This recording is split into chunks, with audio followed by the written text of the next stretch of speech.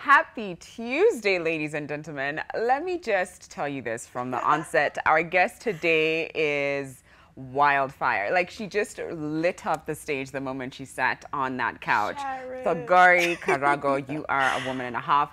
But even before we dive into your story, what you do, because we're just going to ask you all those questions in a moment. Do it. I want to give you a quick fact, because we're talking about tech. Thogori is in the tech world, right? And here's a quick fact for you. Sitting at the top of the tech list for the 6th year in a row, according to Forbes 2017, is none other than Facebook COO Sheryl Sandberg. That's right. Yeah, I'm pretty certain if you haven't already, you're probably just going to be rubbing shoulders with Sheryl, like, hey. Sheryl and I have met on few occasions. Look at that. You see why we need to get into Thogori's story? Well, Thogori Karago, she is the head of research and development at LinkedIn Africa, and you're pretty much in charge of the continent and overseeing what takes place or what's coming up and how to implement these things. Absolutely. There you go. Thogori. Okay. Actually, before we even dive into your story, this is who Thogori is. She comes into the dressing room, sees my outfit, and is like, I've got another one of those necklaces. Let me just put it on you. Let's be twinning and winning. And it looks wonderful. Yeah, and I'm like, this is going to be a fire show. I'm excited. Thank you for my little necklace. I'm going to look even though it's just for the show. I think you need one. Like, I'm looking. I'm going to ask where you got it from, and we're going to We dive might into just that need to have a date, show. and I'll send me your address after this. A shopping date. Now, Thogori. Yes, Sharon. Ooh, where do we begin?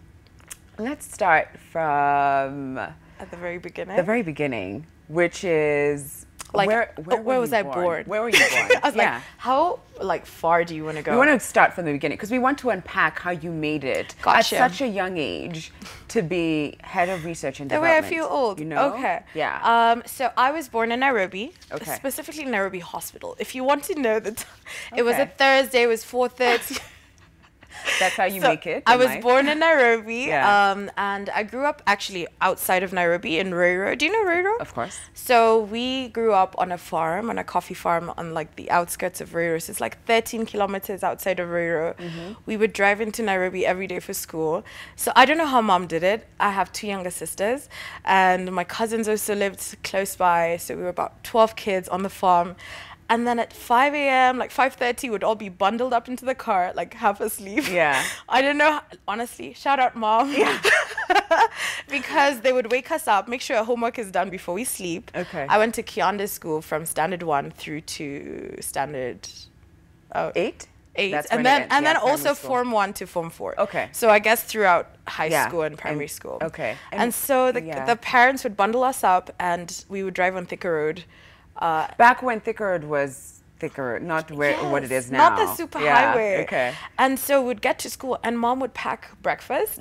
So we would get to the Kianda parking lot at like 7 in the morning because if you leave any later, you arrive at like 10. Yeah. And then she worked in industrial area. She's in marketing at GSK. And so I think our mothers are just like amazing and fathers too. And they need a moment. So where did your love for tech My love start? for tech. Interesting. So I wanted to be a doctor my whole life. You know, African parents, doctor, engineer pilot, lawyer, yeah. pilot. And so, but then for me, I just thought, I used to watch ER and watch these things. I was like, wow, it would be so cool to be saving people's lives, you know? And so until I was in Form 3, I wanted to be a doctor. However, on the side, my dad's an engineer and I grew up around tech. So in the house, we had a computer, like since I can remember. I used to game a lot. I grew up around older cousins who are boys, and I'm very competitive. So they'd be like, we're going to play Mortal Kombat, and I'd be like, I'm the only girl. I was like, I'm going to beat you. I'm going to beat you. And they're like, FIFA. I couldn't stand soccer, but I was like, I'll still beat you. And I learned it. And so when I interned at Kenyatta National Hospital in Form 3, and I realized that I did not want to do medicine. I was in the casualty department. I think I over-empathized. So I've told this story before where I say, like, you know, a lady would come in, her hand is severed because they had a domestic incident in the house where her husband abused her.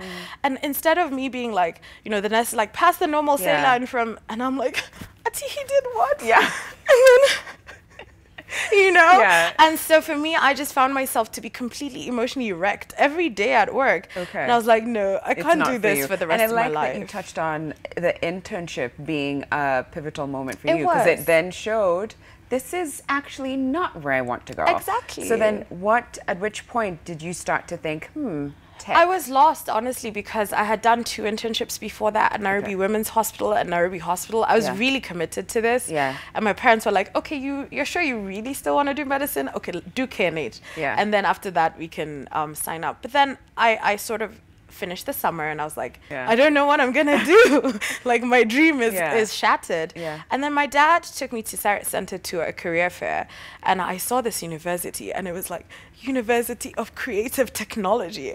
And then there were some UK universities, and my dad was like, you know, you could do software engineering. And I was like, what's that? Had you had any kind of exposure? Or experience in... I did computer science in high school, but I dropped it because I found it to be too easy. Because the stuff my dad was making me do in the house... wait a second. Dropped it because it was too easy? No, not like that. Just because... Well, not like that. No, own it. It just wasn't where... I'll own it. I'm learning how not to deflect. Yeah. So I found that the KCSE syllabus was just like... It was asking me like... what is a disk like how do you save things on a disk? And that time my dad is like, you know, he's also a farmer, and he'd tell me, go to the database, write these databases for me of all my stock input. And I'm like 10, and I didn't think, I thought all kids were doing that. I was like, oh, you guys also didn't do databases? So your parents really were the starting point of it was my parents allowing you to... They created an environment where we were constantly surrounded by science, constantly surrounded by technology and learning. And remember, we lived in the farm, Yeah. and it's like very far from civilization. And on the weekends, my parents would be like, we're staying home. And I'd be like, can we go for movies? And they're like, no, we're going to do experiments. So they'd set up like a chemistry lab outside, or it would be painting day. I love how involved they were. So Extremely. What did you end up studying in uni? So I did computer science for my undergrad. Okay. I went to Malaysia. I was there for 3 years. Yeah. After that, I moved back home. I really wanted to be home. I had a job there, and I was like, no, nataka kujenga nchi. Yeah. And so I came back home, and I worked to help start found a startup. Yeah. XRX Technologies, worked with Lucien Jorge, one of my mentors to date. Okay. And we grew the company until it was about over 100 employees. Wow. And still is around and still Yeah. doing really well. Yeah. But I felt like I was not challenged at the end of the 2 years. I wanted a new challenge. Because Lucy and I had set it up, and she was the MD. I was her, I think I would probably call it her chief of staff. And I knew everything, you know, I'd been there since day one. So if you ask, oh, Vikombe za chai ziko wapi? I'm like, over there. Where are the HR documents from 2010? Over there. What are we going to do with X bank contract? And I felt like I needed growth. Right. So I applied for my master's. Oh, so you don't, so not yet LinkedIn. LinkedIn doesn't come in yet. Not yet. So you do your master's. I do. In what? Computer science again. Okay. At Carnegie Mellon in the US. So how did you end up at LinkedIn? I'll tell you the story. So what happened is, my undergrad in Malaysia, I felt like nobody knew the name. The school is called Lim Kok Kwing University of Creative Technology. Yeah. All my friends were in the UK, they were here in UN, they were like in the US. And I was like, no, who will even know this university that I went to? Yeah. So I felt like I wanted, again, I didn't feel challenged when I was in undergrad. Okay. So I was like, now, if I'm going to feel like I'm at the top of my career, I wanted to do it at a school that's known for that. Yeah. So I just Googled best computer science school in the world. I didn't know this school. Yeah. And then I found it. And when I got there, I was like, whoa. Challenge. A challenge. Yeah. And because I went in thinking, I did 8 for 4. I got You've this. got this, yeah. And then I got there, I was like, you don't know I anything. did not got I love this. that you still are finding moments to challenge you and to not feel comfortable. Yeah. Okay, so you get to the school. So I get to the school.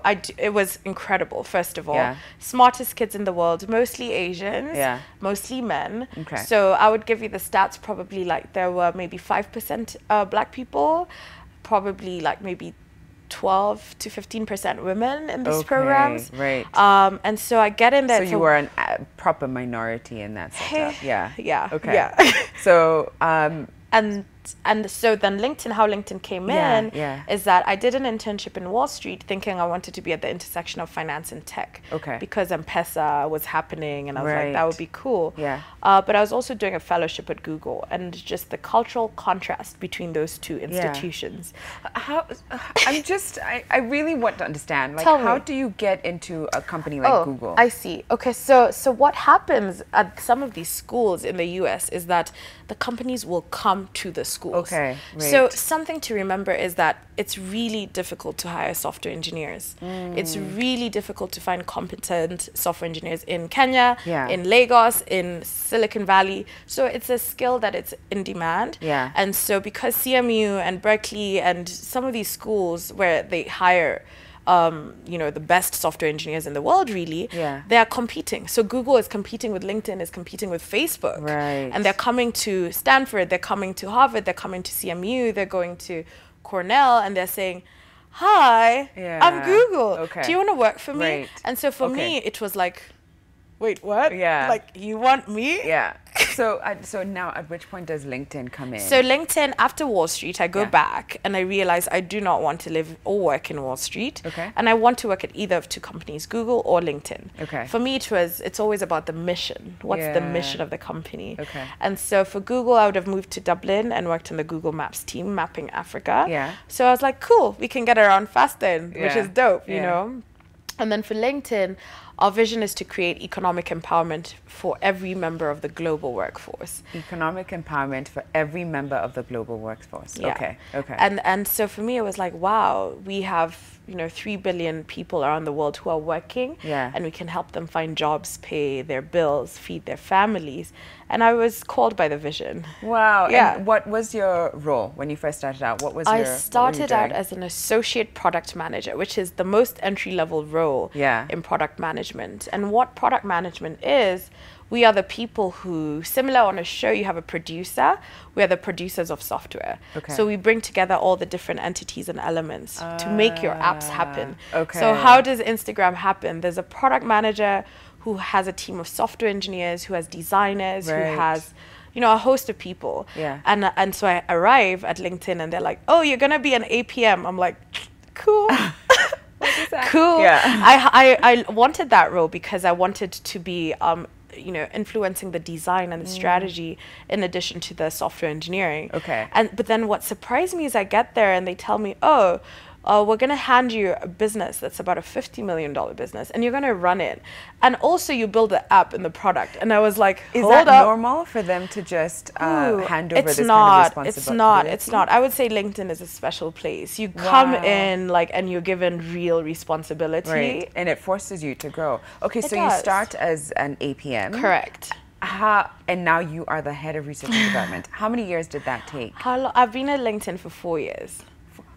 In 4 years, you've climbed the ladder mighty quickly. Okay, I think we have to go on break now. But when we come back, I'm going to unpack exactly what you did to be where you are today. And I don't know if you guys, are you comfortable saying your age or no? I'm 29. 29, ladies and gentlemen. Okay. I'm totally I'm so happy you're sharing that because it's really inspiring what you're doing. So we have to take a break, but when we come back, we're going to unpack exactly how Thogori did what she did. We'll be back in a moment. Welcome back. We have been chatting to Thogori Karago, who is the head of research and development at Linkedln Africa. And if you've just joined us, this is what this girl is in a nutshell. She's 29 years old, a black female running million-dollar companies and being left in charge of million-dollar companies and trying to understand what's happening at a young age. That must have been when you were 25. That was happening. I was young. I was 25. And now she's morphed into one of these tech businesswomen who I've seen articles written about you as one of, you know, the leading influences in the world of tech under 30. So, okay, let's get back into, you're now at LinkedIn. Where were we? Yeah, you're now at LinkedIn. It's 25. How did you end up climbing the ladder so quickly? Tell you. It was, so I joined September of 2014. Almost September 2nd. So it's almost 4 years to the date. And it was hustle. I'm telling you, like, you get there and you realize that the pace is not the pace that you're used to. You thought you were sharp, they're sharper people. You thought you were fast, they're faster people. I love that about, you've got to surround yourself with people who are better than you. Absolutely. They say that if you are the smartest person in the room, you're in the wrong room. Exactly, right? exactly. So so you join in, and what were your working hours like? I was working about a long time. So I'd get into the office. I lived 6 minutes from the office. I'd get in at like 7 and I would probably leave at like 10 in my first days, because I felt like I was just like treading water, just trying to stay alive. So I was working long days, definitely 16-hour days. For me, even today, a typical out, like I slept at maybe 3 in the morning because I was on phone with California. Wow. So what was your social life like? Did you have one? Non-existent. Okay. Like my best friend was my neighbor. Who worked at Yahoo, and like my neighbor across the street who worked at Google. Like you make friends with your workmates because they're the people you're seeing. Right, and they understand that you just don't have the luxury of time. And I think that's a lot of young people perhaps don't understand that it's not about being comfortable and just doing the things that you're like, okay, I'm ready to do this now. Exactly. I'll just go to bed now. I'll watch a movie here. I'll go for dinner there. No. But if you really want the life of your dreams, you've got to put in the work. And honestly, I would say my social life is starting like this year. Really? Since I joined, since I went to the Valley, because it's not even a LinkedIn or Google or Facebook thing. Right. It's a Valley thing. It's a pressure cooker of some of the smartest people in the world trying to change the world. Right. Literally changing the world. I hear you. And so you're like, I just gotta hustle. Yeah. So when were you appointed the head of research and development? So I rolled off ProFinder probably like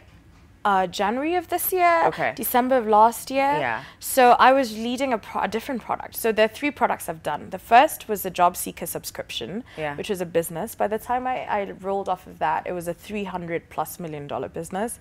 So big. Wow. I even find it it's very abstract for me to think like, oh, wow. Yeah. And then the second one was a startup. It was a startup within LinkedIn, one of the fastest growing startups in the Valley, really, called ProFinder, which is a marketplace where freelancers get hired. So typical LinkedIn is where full-time people find jobs and recruiters find people. Yeah. So ProFinder is really focusing on where the future of work is going. Okay, actually, so then let's just diverge real quick. I want us to get into freelancing. I saw that you wrote a couple of articles about that, and it seems like you're quite passionate about that. And can you tell us why you think this is where employment is going? Yeah, absolutely. So why we started ProFinder is because we realized very quickly that millennials are different from other generations. Yes. I mean, we get a lot of flack. Yeah. Don't be so hard on us. We're not that bad. Yeah, people don't keep jobs longer than a year, 2 years. And, so like even at LinkedIn, tenure of people who joined the APM role was like 1.5 years, 2 years. People move jobs every 2 years because they say, I found more money, a better employer, fulfillment closer to where I live. Better work. I had a baby and they're giving me perks, you know. So we realized very quickly that the world is moving into a place where people want flexibility. People want to have more control over their lives. And people want to get their work done without having somebody sitting around being like, monitoring. So what have you done? What time will be done? So what freelancing allows you to do is A, make probably just about the same money as you would employed. B, you have flexibility. It's not a 9 to 5 or an 8 to 5. It's I can wake up at 3 a.m., crank out 4 hours of work, go back to sleep, wake up, do some meetings. Like you can work with whatever way your life feels right for you. Right? You can craft a life that is right for you. And so freelancing really gives people that. And it's growing because as well, a company, let's take LinkedIn for example, we hire a lot of freelancers. So we have a lot of full-time people, but we also hire contractors, you know? And in the future, you know, I might not work for LinkedIn. I might work for LinkedIn and Google and Facebook and many other companies as a freelancer. Right. And I'm glad that there's like tools and resources that are helping young people or even older people, just employers really, freelancers, be able to channel into their passions, their work, and still maintain some semblance of balance. Exactly. And this is what we call the gig economy and the future of work. And there are a lot of apps. So the sharing economy, the Ubers of this world, the TaskRabbits of this world. And so ProFinder is more on the professionals. How do we help professionals find professionals? So it's a marketplace for freelancers to find work and for people who need skilled professionals to find those experts. It's as simple as that. Yeah. Okay, now, Thogori, you are, I mean, earlier you were touching on, there were about 5% Black people in school and 12% were women.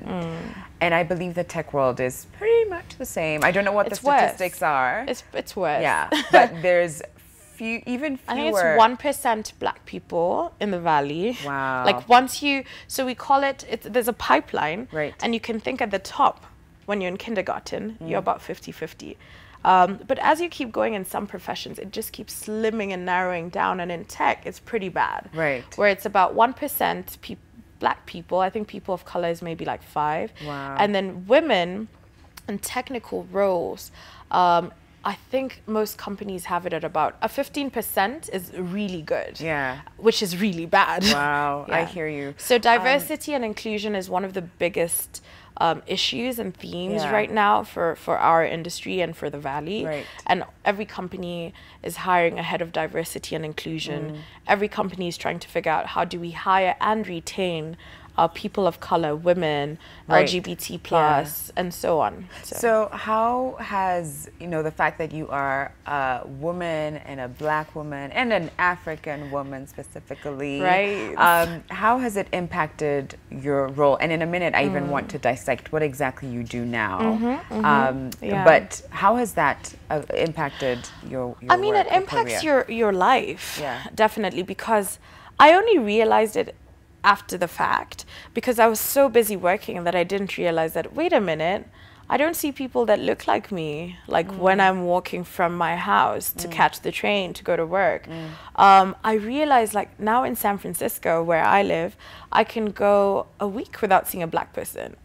Isn't that nuts? Wow. It's like, that means even in your office? Well, including the office, yes. Yes, that's accurate. Because just diversity and inclusion means that literally people are being driven out of this city that they lived in, which is, you know, San Francisco is one of our biggest issues is gentrification, which means that people who used to afford to live in San Francisco have to move to suburbs. Okay. Even I'm like, I look at my rent, I'm like, maybe. Maybe it's time. Maybe it's time. No. So anyways, you realize that you're not seeing yourself in your day-to-day. You're walking on the street and you're not seeing women. You're walking on the street and you're seeing, you know, people of color. And you get to the office and you realize that when it comes to decision making, I think differently from a white man who's 50 years old. I think differently from, you know, a boy who grew up in Shanghai who's my age, you know. And do you think that's helped you with your career? I think it's a double-edged sword. So it's definitely helped me because I think my personality also helps because we come to the table. One of the values we have at LinkedIn is that we give open, honest, and constructive feedback at all times. So you get to a table, and if we're talking about this product, and maybe you're my designer, and you're like, oh, here are the designs of this app that we are going to launch. What do you think? You are literally like, you're given so much feedback. You come out of there. My first product review, I got out and I was like, I did badly. But I realized it's not about doing badly. It's about people telling you that gradient you used was crap. Okay. Those line weights you used were XYZ. That architecture you used to build this app, I don't think is the best. So you feel like you're being bombarded with feedback, but it's open, honest, and constructive. And I think I've been able to bring my eye and my mind to that. So when I give feedback, I ask, why is the guest login page, why is it all white men, you know?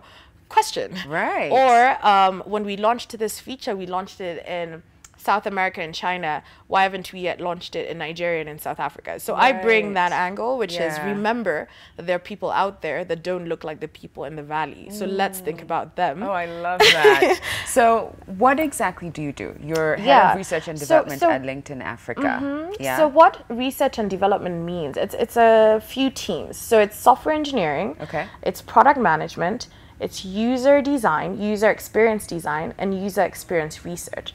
These are the 4 teams it takes. Research, so we find out what does the user need, and then develop what the user needs. So I work with all these teams to figure out how do we make LinkedIn work in Africa.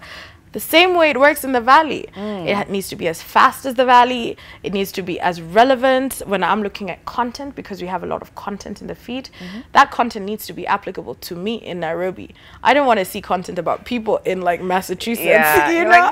How has it grown or changed, the LinkedIn Africa? So I'll give you some statistics. So we have about 80 million professionals in Africa.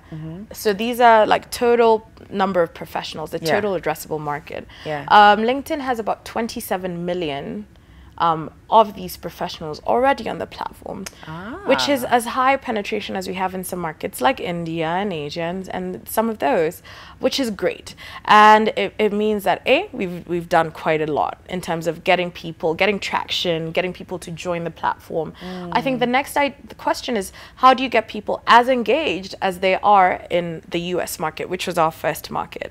And so it's like, we hustle. We're building literally everything from messaging to feed to profiles to influencers to there's a lot that we call it adopt to the market and what's happening now. We call it the economic graph. So let me just paint the picture for you.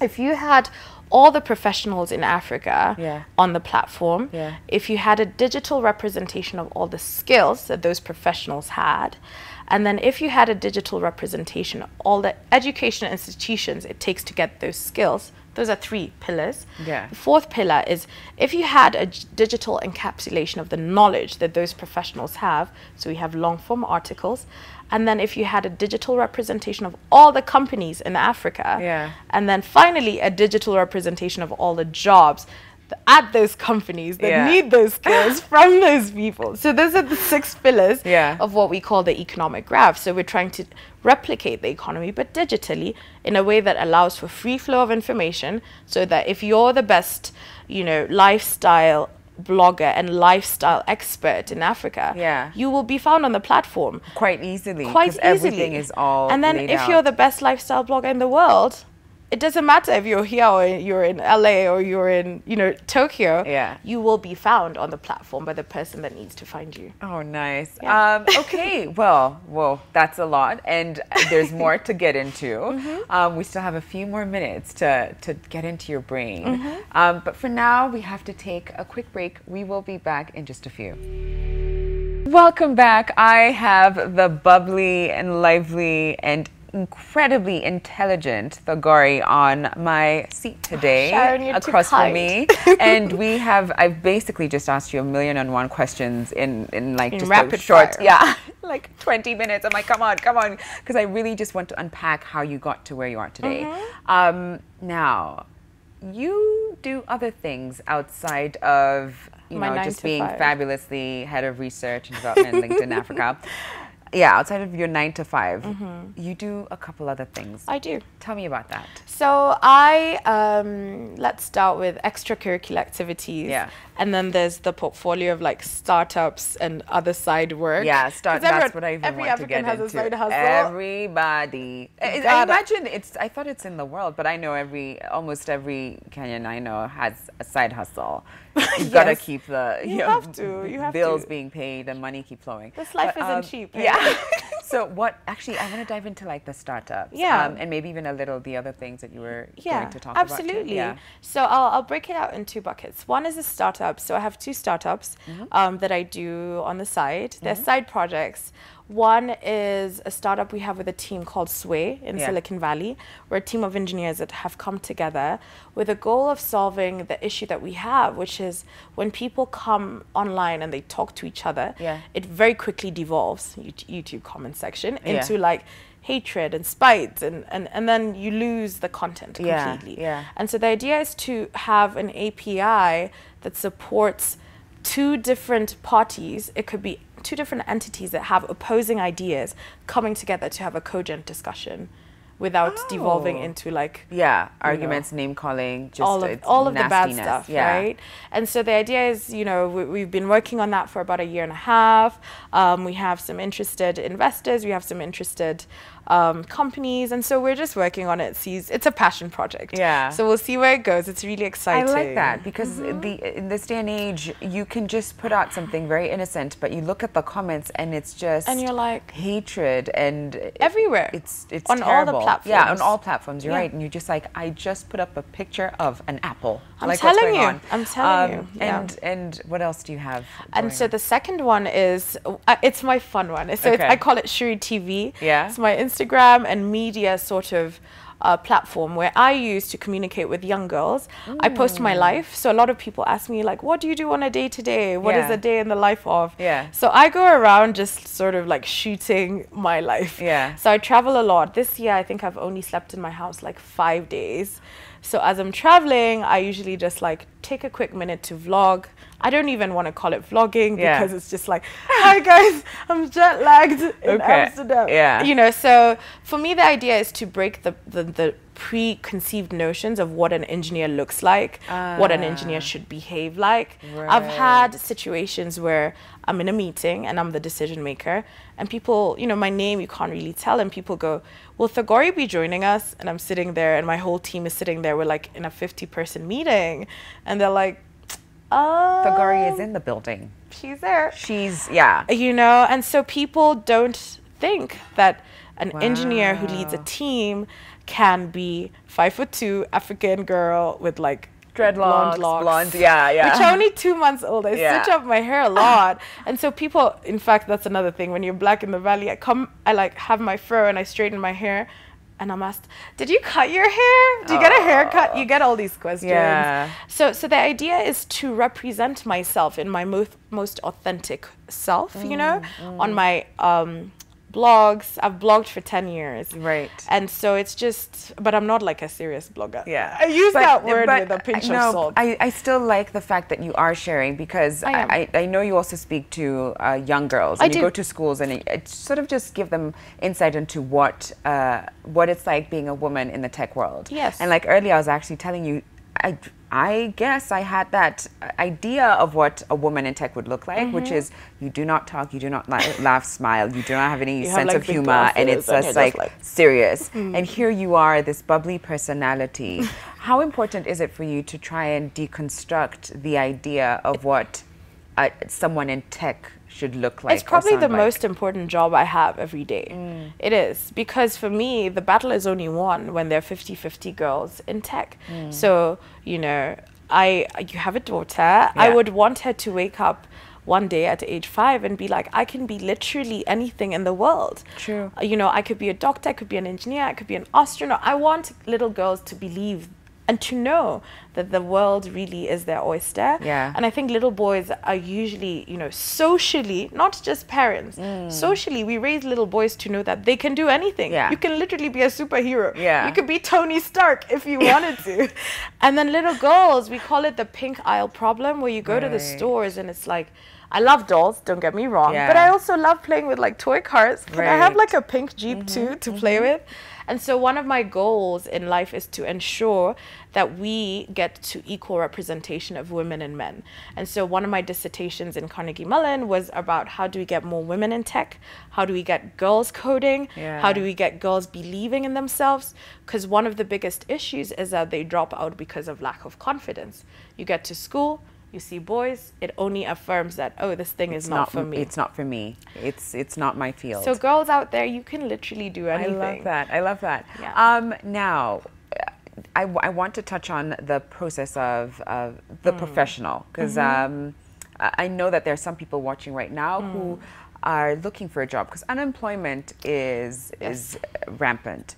And World so, over. yeah. So are there specific things that a professional, a job seeker, could do on LinkedIn that could help improve their chances of landing the job of their dreams? What are those inside details? Tell us. I'll tell you all the secrets.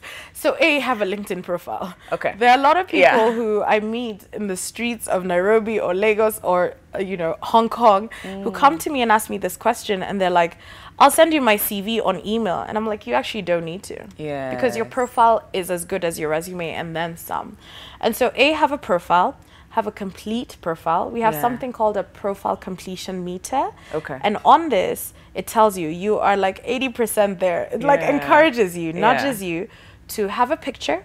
Profiles with pictures get incredibly more views from employers than those without. Is there a tip to like the right pic? This is probably a proper digression, but like it's not. It's actually one of our most asked questions. Really? It is. Okay, so what's the kind of photo that you should be putting up as your profile? You should put a photo that makes you feel comfortable and represents you. You don't want to put a photo like, I never wear suits, for example. I go to the office in like torn jeans and a t-shirt, or like this, or every day is different, a dress, and so take a picture that you feel represents yourself. Okay. If I took a picture in a suit and then I go and put it on my LinkedIn, and then I show up for my interview and I'm like, it's or just in my complete it's disconnect. like, are you the same person? Okay. Yeah. So make sure it's representative. Photos, Photo. Yeah. Number 2, write a summary. We have something called a summary or headline. Yeah. When search engines go crawling the internet and looking for data, they find the data in that summary. It's called search. Well, basically, it's like you're using SEO, search engine optimization, on your profile. So you need those specific keywords, correct, that the recruiters are looking for. Okay. And then lastly, connect with people, and then make sure that you're asking them to put you in touch with these jobs. So if I'm looking at a job at Safaricom, for example, on the job on LinkedIn, because we have these jobs listed, it will show you how many people you know at Safaricom. So we'll tell you, hey, Thogori, you actually have 40 friends who work at Safaricom who could give you a referral. You know? Right. So just make the most of this resource. Correct, because it has the people. The people are the most important element of getting a job. Getting a job is not about, we call it spray and pray.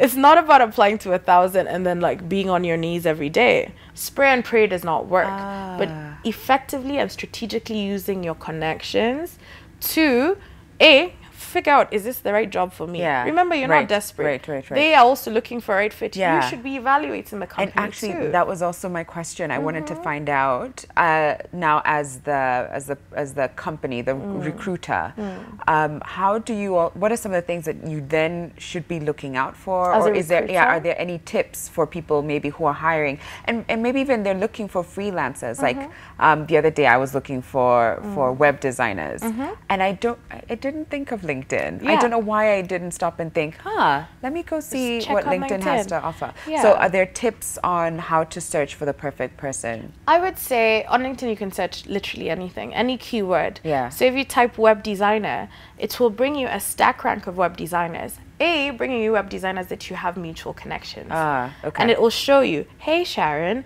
you have 3 mutual connections with this web designer and 50 with this other one. And you'll be like, wait a minute, let me reach out to some of my connections, and probably the guy who has 50 in common with me might be a good fit because so many people have worked with him and seem to have liked him and keep going. So again, it boils down to people. We have people, and that tells you a lot more about a job, a company, or a potential employee.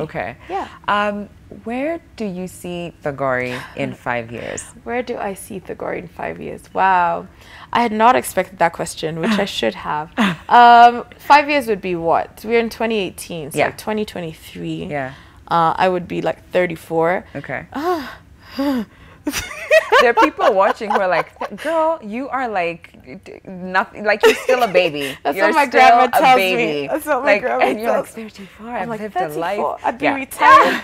At 34, I would hope to I think at this point I would have my own company. Okay. I would probably be freelancing Yeah. and employing and creating employment. Going back to freelancing, remember, that seems to be the future That's right. of careers and work. I love that. I think I'd have a life that is split between Africa and Silicon Valley. I really want to live and die in Africa, like the Sauti Soul song. Live and die in Africa. Yes. Yeah. But I'm a techie, and the heart of tech is Silicon Valley, and I want to always be at the heart of tech. So I hope to have a life that spans the two worlds. Yeah. I definitely want a family at some point.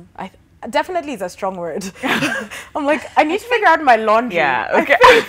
I think I might want kids, husband, some Yes, point. yes. But we're figuring that out. Yeah. And then definitely doing a lot of my not-for-profit work around the world and building products that are relevant for Africa. At LinkedIn, we have something called a tour of duty. And we believe that employees are not lifers. We expect our employees to then go on to the next tour of duty, just like in the army. So S will have her tour of duty on this show. And employers of this day and age know that in 3 years, in 5 years, in 2 years, in there's going to be growth and there'll evolution. be growth. I love that. And we encourage it and support it. Yeah, I love that. And for me, one of the main things I've picked up from what you've had to share is that it seems like Africa in the development of this continent is a passion point for you. Absolutely. And that you feel very strongly about making sure that this continent grows and develops, but also young girls. Yes. Young black females who are eager to try and explore, whether it's tech or just something wildly different and often dominated by men. And I know a lot of women who are watching this right now are feeling inspired to go pursue their dreams, or at the very least, are eager to make sure that they provide a space for their children, their daughters, to know, hey, look, world, oyster. Take it. Yeah. Run with it. Run with it. And don't ever question yourself. I think if we raise our girls and sort of like block out the noise of the world and just keep cheering them on. The world is for real their oyster. It is. I love it. It's a fact. Okay, now we have to say goodbye, although I could have spoken. I'm probably just going to take you out for coffee after this and just keep talking, because you just are an incredible human being. And you're so easy to talk to. Thank you. And thank you guys for staying tuned for the past 1 hour and getting to hear and learn from Thogori about her story and her journey. I now want to introduce a new segment, which is Travel Tuesdays. I just want to make sure I shout out a new place and a new destination that you might want to check out for your next holiday destination. And today's Tuesday, Travel Tuesday, we get to travel to all the way to Portugal.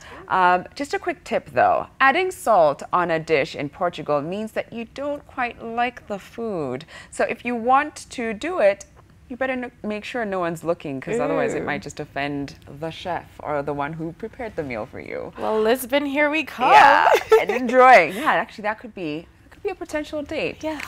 Okay, gotta love you and leave you, but we'll be back tomorrow 8 a.m. sharp as usual. Thanks for watching. Peace out.